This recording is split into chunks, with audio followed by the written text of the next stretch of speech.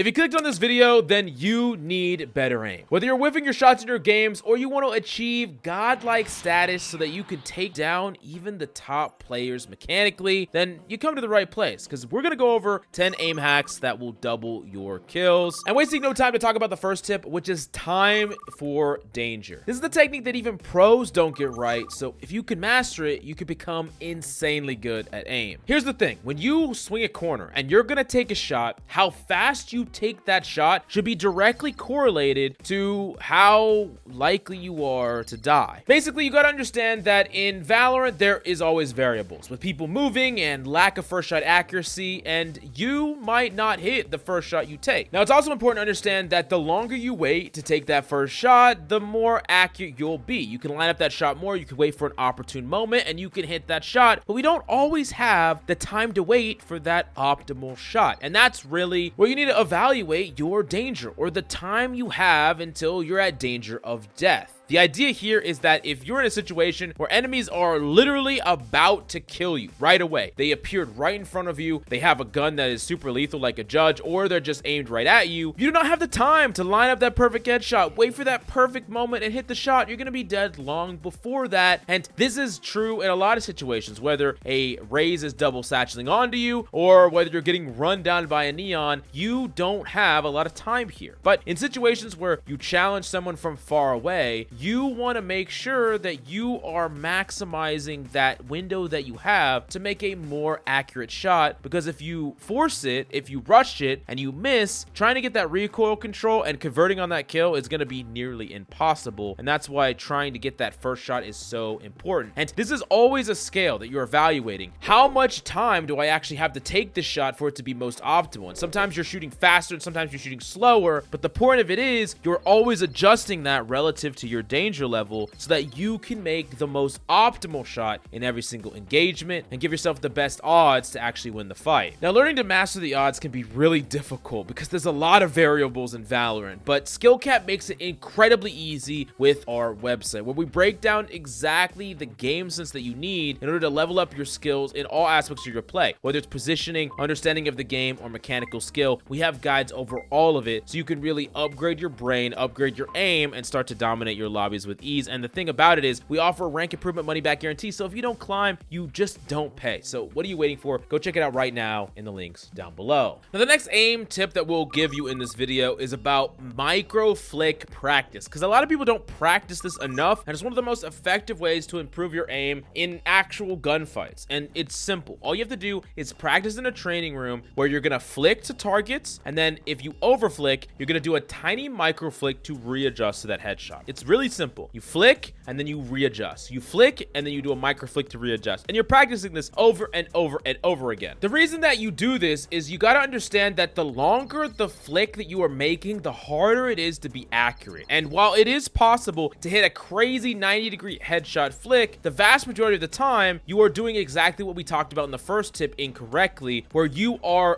forcing that shot when if you just take a small moment and practice doing the micro flick, you basically extend the time by just a slight amount, but you greatly increase your accuracy and your consistency, because micro flicks are far easier to hit than massive flicks across your screen. Ideally here, you're trying to build up a very consistent methodology where if you over flick, you're going to flick backwards slightly, and if you under flick, you can flick a little bit more. And I really do think that this is one of the most important practice routines that you can do within the game of Valorant to really adjust your aim and make it so that you're far more consistent. Now, another training routine that you should definitely be practicing right now that not enough people do is practice spray control aiming. You can control your spray in a lot of guns, and with the Vandal and Phantom, knowing how to actually control your spray and get a majority of shots in the body or even convert with headshots is going to really allow you to get multiple kills, actually get consistent damage across even if you don't hit that first headshot, and basically play for some of these contingencies where you don't just instantly dink the target. You still want to be effective after a certain amount of time, and most people are just so hyper focused focused on hitting those dinks, hitting those flicks. They're not practicing flick adjustments, they're not practicing micro flicks, and they're definitely not practicing spray control aiming. And it's something that you can just do a little bit every single day, and you'll get exponentially better at it, and your floor for aiming will be much higher, as in there won't be like these giant mega whiffs where you completely whiff the entire enemy team, you spray their entire outline and you don't hit anything. I've never done that before.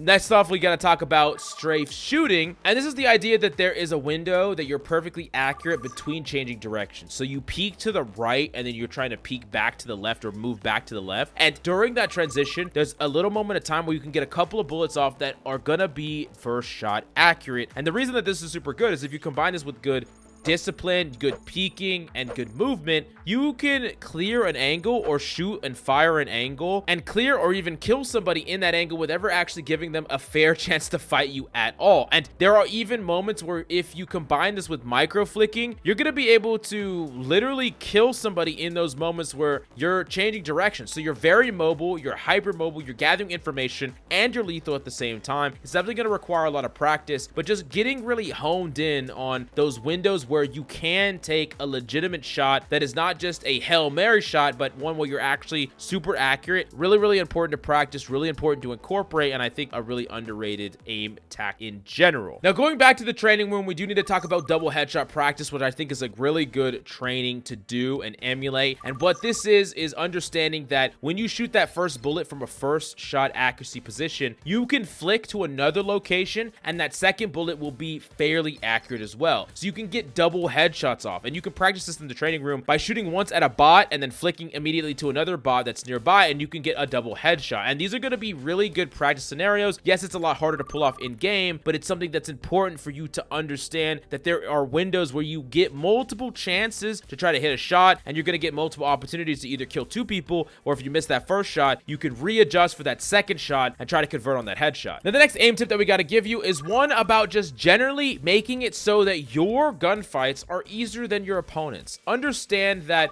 if you are trying to challenge certain angles, try to isolate every single angle that you're trying to challenge, and make sure that you are thinking about what it's like on the opponent's angle or the opponent's point of view. What about what they are holding makes it easier or harder for you to challenge them? And most of the time, you want to set yourself up for unfair fights where the enemies isn't expecting where you are, or you're playing an untraditional angle, and realize if you're just wide peeking into multiple angles, the enemy has the advantage, right? Because they are listening to you, they know exactly where you're coming from, and you have no idea. So the only way for you to kill them is by making a really large flick and a micro flick, and all they have to do is hold the angle and shut you down. It's just not fair. And it's not about having worse or better aim than the opponent. It's about making it so that you are either at a level playing field or an advantage playing field, so that you're not always relying on hitting a crispy one tap to maybe win the fight. Yes, there's going to be situations where opponents force you in a bad fight, and that's where your mechanics pull through and you can hit some phenomenal shots, but you can't rely on that every single engagement. It's too hard, it's too inconsistent, and you're going to make it so that you're really only winning and losing games based on whether or not you hit an amazing shot or not. It's not enough to be a consistent player. Now, next off, we do got to talk about first shot accuracy practice. And this is a super easy one to practice. I really want you to go left and right in a training room and fire a couple of shots after you're going full stop. You see where your momentum stops, and you're firing in a little cluster. You're moving to the left, firing in a little cluster, moving to the right, doing the same thing over and over and over again. You don't actually have to counter strafe here to make this first shot accuracy training work, but it can be something that you do if you want to get a little bit of practice. You could hold both keys, or you can just completely let go of your keys altogether. But the idea here is to make it so that no matter how much you move left, right, you're always able to make a small grouping of fire on a dime every single time, and you're never once shooting a bullet that is not a first shot accuracy grouping, or else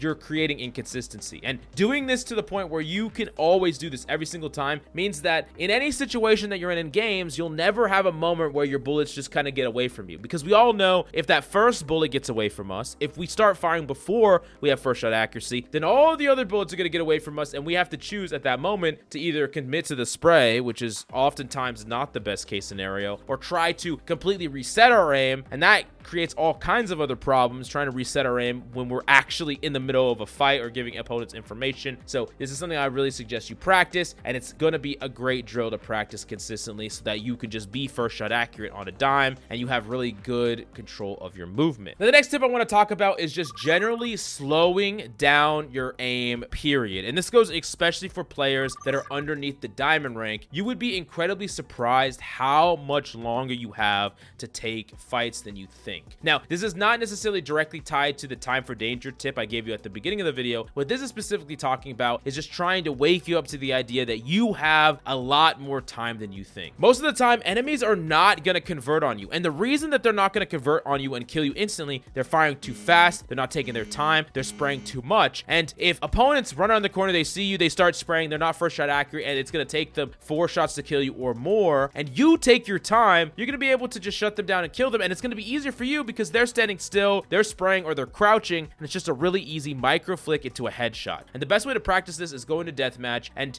try fighting people and not even shooting at them. Just notice how long it takes them to fight you, and it's such a great thing to do. You're going to really kind of wake up a little bit and be like, wow, I have more time than I think. I'm panicking overly much, and it's causing me to lose fights that if I just slowed things down, I could take them. And yes, as you go up against better and better people, they're going to punish you faster and faster and faster, but only if you learn how to control this panic and make it so that you're actually fighting at the appropriate pace will you ever be able to climb to the rank that they're in the first place. Now, next up, we do got to talk about spray transfers. And I think that this has happened to everyone where you killed one person, you stop firing, turned around, and there's an enemy right there and they kill you, right? And you're like, damn, if only I would have spray transferred that person. And it's really hard to make that call, right? Whether or not you need to spray non-stop and try to convert a spray transfer, or whether or not you need to actually take a step, readjust, and then try to hit the shot. And I think it really comes down to pressure and time. If you think that someone's on you, or you have information that someone's coming on you, you need to make sure that you maximize the chance of actually converting that kill, but within reason. Oftentimes 180 sprays are going to be very, very difficult, and sprays without information are going to be often setting you up for failure because you could get peeked right afterwards, or enemies are going to know where you are. I really do think it's going to depend about how much pressure is on you, but one tip that I'll give you specifically is something that a lot of pros do, is that when they have to spray transfer, you're going to see that towards the end of their clip, they're actually going to ADS. It's going to lower their fire rate, but it's going to increase their first shot accuracy just a little bit. And this is really important because by slowing that fire rate at the exchange for that first shot accuracy increase is worth it because you're low on ammo anyways, and you need to try to reset that aim and take a more optimal shot. And oftentimes you need to convert on a headshot because you're at a disadvantage in the first place. They know exactly where you are, so it is something that you could use to actually try to convert on that last kill if you need to commit to a spray transfer because you have no time. Now, the last aim tip that will double your kills is not really that much of an aim tip at all, but it's really just simple. Create advantaged fights. There's nothing like winning a fight, and a gunfight at that, when the enemy is just forced to do something they don't want to do, right? You flush them out, you molly them out, you create situations where you're challenging them with a 2v1, you're blinding them, whatever it is, you're putting them in a situation with your abilities or with team play that they have to be moving, running and gunning, and then understand how they have to respond to that. Understand that if you molly them out, they have to wide swing, they have to swing out, they're gonna run and gun, and put yourself in a situation where you're advantaged in that kind of fight. It's not gonna be from a close range fight. You can't molly someone out